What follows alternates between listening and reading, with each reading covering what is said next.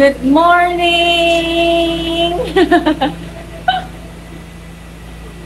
Maaga kami today kasi schedule ko ng blood chem ngayon. After 3 months. So bale, nandito kami ngayon sa may Premier Laboratory Clinic. Yun nga, ika 3 months ulit ng follow-up na laboratory ni nanay. Wala kaming sakit baka isipin nyo may sakit kami kaya kami nandito. Pero nandito kami kasi lately naging parang masyadong conscious si nanay sa mga check-up. Diba 3 months. So mga bandang July, random yung blood chem, yung complete blood chem ang tawag doon. May iba pang mga chinek. Kaya naman, normal naman lahat. Meron lang siyang kailangang i-balance dun sa mga numerical figure na lumalabas dun sa laboratory test. Ka 3 months niya ngayon. Dun sa 3 months na yun, mga ginawa siya. Una na dun, nagbago siya ng mga kinakain, exercise. Kaya yung iba, mapapansin nyo kasi medyo pumayat si nanay ngayon. Compare dati, kasi nagbawas talaga siya ng timbang. May in-achieve siyang timbang. Ayun, yung naging resulta. And then, 3 months, i-check niya na ngayon kung ano ba kung okay na ba yung mga numbers dun sa laboratory result. And then, ako naman, nag-check din ako. July din ata yun. Ako naman, nung pinabasa sa doktor, normal naman lahat. Pero nagbawas din ako ng timbang. So from 77, naging na lang ako. Naglalaro ako ngayon sa 72 to 73. Bale, ako naman, 6 months ako babalik. Ika 6 months nung laboratory result, yung huli. So October, November, December. So January ako babalik. Para malaman lang din kung may mga may mga kailangang gamutin, meron bang pumapalya na. Kumbaga yung ginawa lang namin is random lang talaga siya, walang recommendation ng doktor, naisip lang namin. Yun naman yung kagandahan, pwede mo siyang ipagawa kahit walang request ng doktor. Kaya ayun, lately nga nagiging conscious kami sa liver, sa kidney, basta sa iba't ibang na pwedeng mabasa sa laboratory. Kaya good thing din yon na ganun yung thinking namin sa kalusugan namin. Ngayong ako 30 na ako, nanay magta-32. Kumbaga maaga pa lang medyo na-adjust na namin yung katawan namin sa pagbabawas ng pagkain, pag-exercise, para eventually, diba, kahit medyo umidad-edad pa tayo,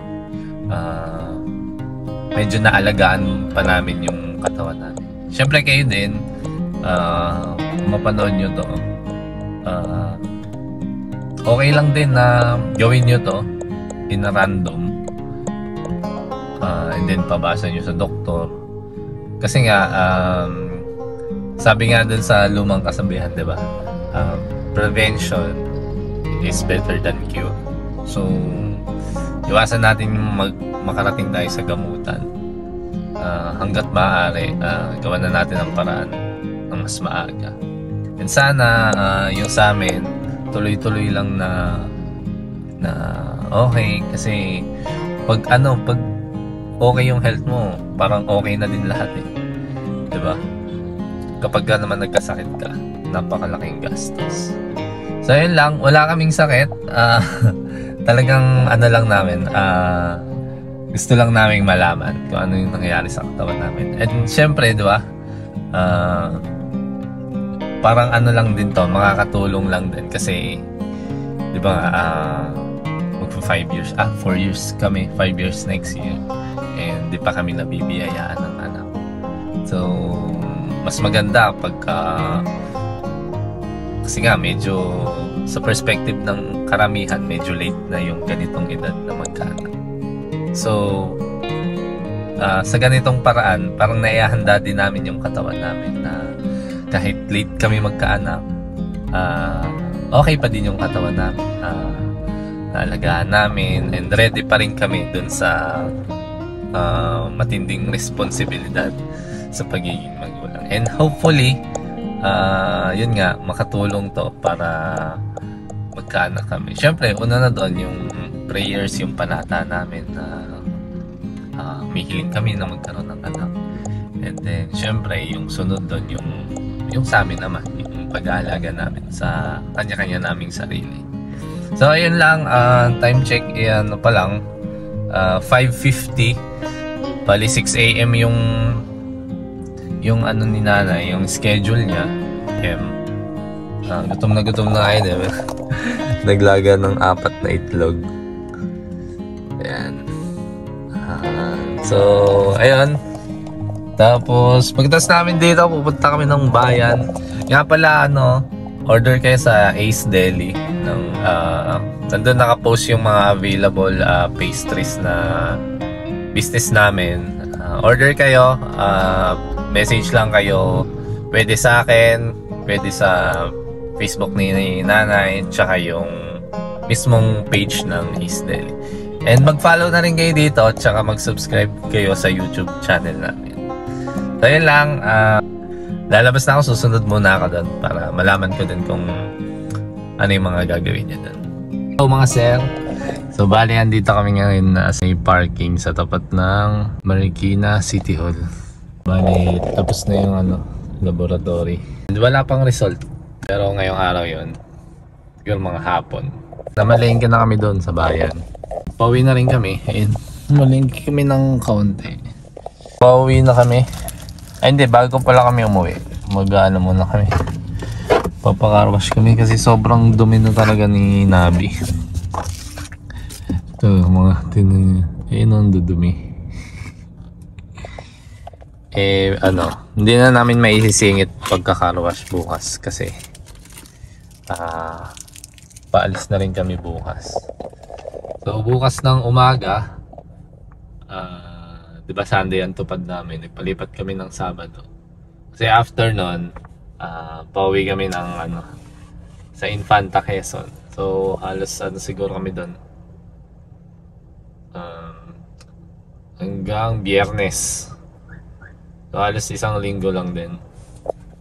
So ayun, tinatanggal ko muna yung mga kalat-kalat dito. Kasi pag kinarwash mo to naman, pinakarwash mo, wala naman silang tatanggalin dito. Kaya tatanggalin ko na. Yan, dami wipes. Dami. Ito mga candy. Ito part to nung headlight ni Nabi.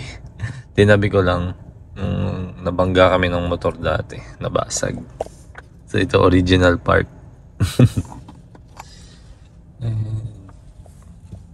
Yan. I-check ko sa likod kung meron pa.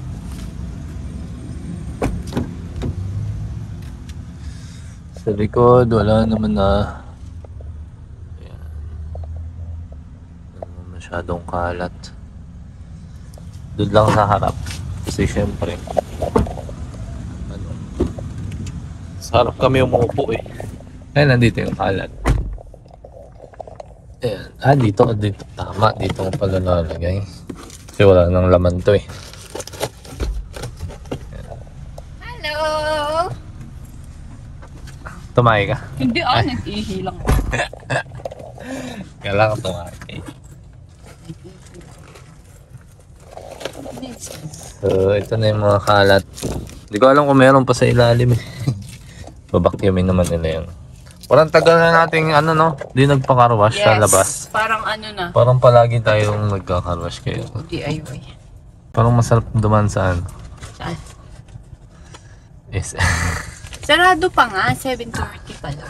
So, ito na yung mga kalat. Tignan mo baka may kalat pa dyan. Wala na. Ay, meron rubber. Bakit hindi mo pa nilagay ito? Hindi ko nga nakuha. Ito di ko tinatapon Ito na, okay na. Hindi ko pa tinatapon. Ano yan, remembrance kasi yun po. Ayan, palabas na kami ng parking. Haba kasi ng pila dun, oh. Para Yung makapag-park na yung iba. Andito. Yung ticket. Hindi ata ito nila kinukuha, eh, no? Kinukuha nila. So, ayun lang, pupunta na kami ng car wash. Maghahanap kami kasi di namin alam kung bukas na. Pero doon kami sa may sa Fairlane. Doon kami lagi nagpapa-car wash. Malupit doon, eh.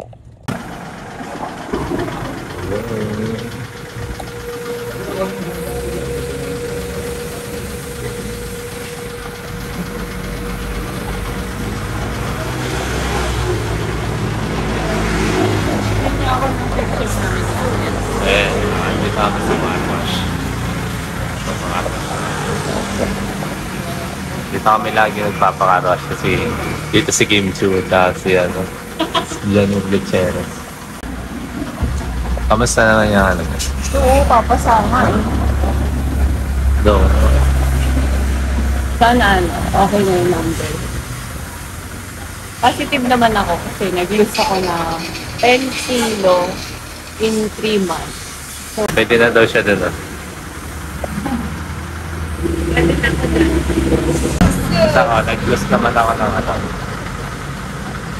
4 to 5 kilos. ano yun hindi kami nag-deprive ng food. 3 times a day pa din. Clean eating. No sugar.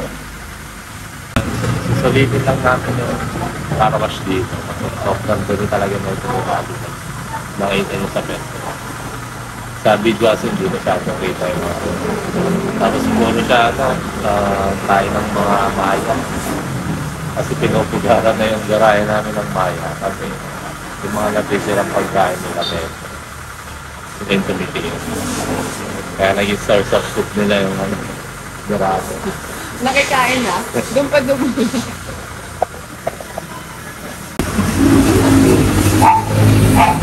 Ayan.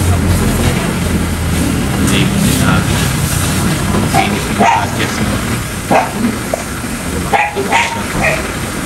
Hindi na kasi po alikabok. Saka ipot yung doon. Kaya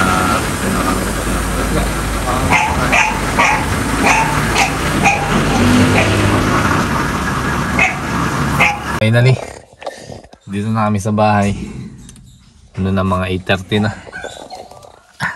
Nami. Tapos na rin namin paugasan si Nabi. Nakapamalengke na kami. Ay, susi pa lang. Kunin ko lang yung namalengke namin.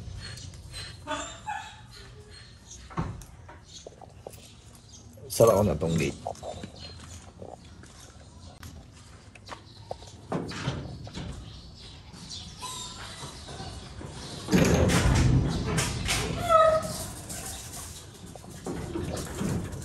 Uy, pasok! Sabi.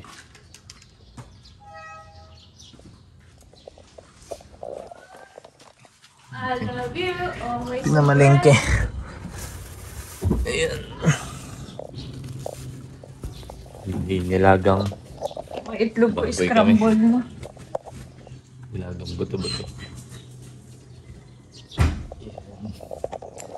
Kakahugas lang, nadagtaan na naman. Ay hindi, tain na naman ito. Yes, that's new.